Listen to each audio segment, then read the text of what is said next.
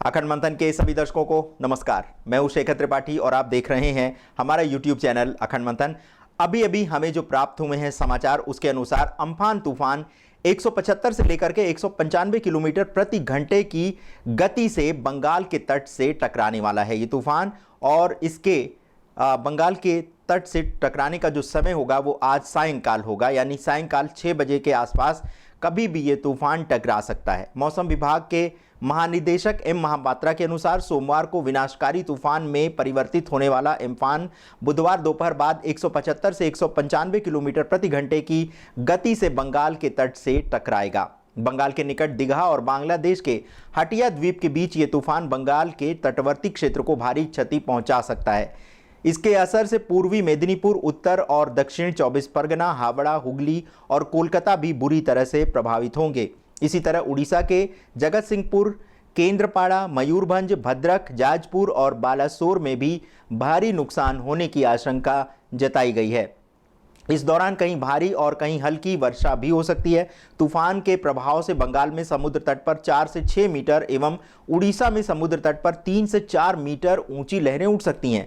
इससे कई निचले क्षेत्रों में पानी भरने की भी संभावना है और केंद्र सरकार में इसकी तैयारी कर ली गई है। केंद्र सरकार की ओर से उड़ीसा सरकार को और पश्चिम बंगाल सरकार को भी इस बात की जानकारी दी गई है कि जो भी केंद्र सरकार से सहायता दी जानी होगी वो केंद्र सरकार सहायता देगी।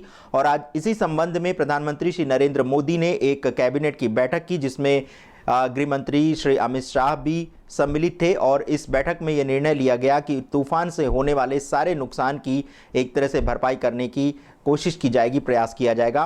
तो दर्शकों, आज संध्या काल में इस तूफान के टकराने की संभावना है और इसके लिए एनडीआरएफ की 25 टीमें तैनात कर दी गई हैं। एनडीआरएफ के महानिदेशक एसएन प्रधान ने बताया कि 25 एनडीआरएफ टीमों को मोर्चे पर तैनात किया गया है जबकि 12 को रिजर्व में रखा गया है। इसके अतिरिक्त देश के विभिन्न क्षेत्रों में 24 अन्य एनडीआरएफ टीमें भी तैयार हैं। उन्होंने कहा कि 1999 के फानी के बाद ये दूसरा अवसर है जब कोई इतना शक्तिशाली तूफान भारतीय तट से टकराने जा रहा है। आपको बता दें कि फानी ने तब उड़ीसा में जानमाल को बहुत नुकसान पहुंचाया था। एनडीआरएफ ने ओडिशा के तटीय इलाकों को भी चेतावनी जारी कर दी है और कहा है कि मछुआरे भाई जो है वो समुद्र में ना जाएं।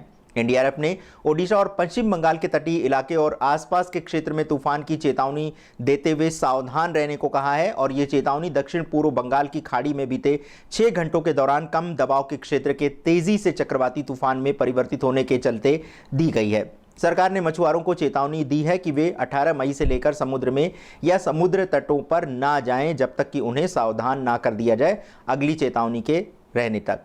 और चक्रवाती तूफान अम्फान को देखते हुए मौसम विभाग ने आंध्र प्रदेश, पश्चिम बंगाल, त्रिपुरा, मिजोरम, मणिपुर पहले ही यहां पर ऑरेंज अलर्ट जारी किया गया है और यहां तूफान के कारण से बारिश हो सकती है। मौसम विभाग के अनुसार बंगाल की खाड़ी में उठे तूफान अम्फान के कारण दिल्ली एनसीआर के क्षेत्र में भी मौसम में परिवर्तन देखे जा सकते हैं। चक्रवाती तूफान अम्फान इस समय बंगाल की खाड़ी पर 12.5 डिग्री उत्तरी अक्षांश और 86.4 डिग्री पूर्वी देशांतर पर है। बिहार और झारखंड में भी मौसम में परिवर्तन हो सकता है। यहाँ भी चक्रवाती तूफान अम्फान के प्रभाव के कारण वर्षा की संभावना बन रही है। बताया जा रहा है कि 20 मई की दोपहर या शाम को यह चक्रवाती तूफान दीघा, पश्चिम बंगाल, हटिया आइलैंड, बांग्लादेश को पार करेगा। इस दौरान हवा की गति करीब 155 से 165 किलोमीटर प्रति घंटे हो सकती है। मौसम विभाग के अनुसार अम्फान तूफान 20 मई के आसपास पश्चिम बंगाल और बांग्लादेश के तटीय क्षेत्रों से गुजरेगा। तूफान की तीव्रता के कारण काफ़ी नुकसान की आशंका जताई जा रही है।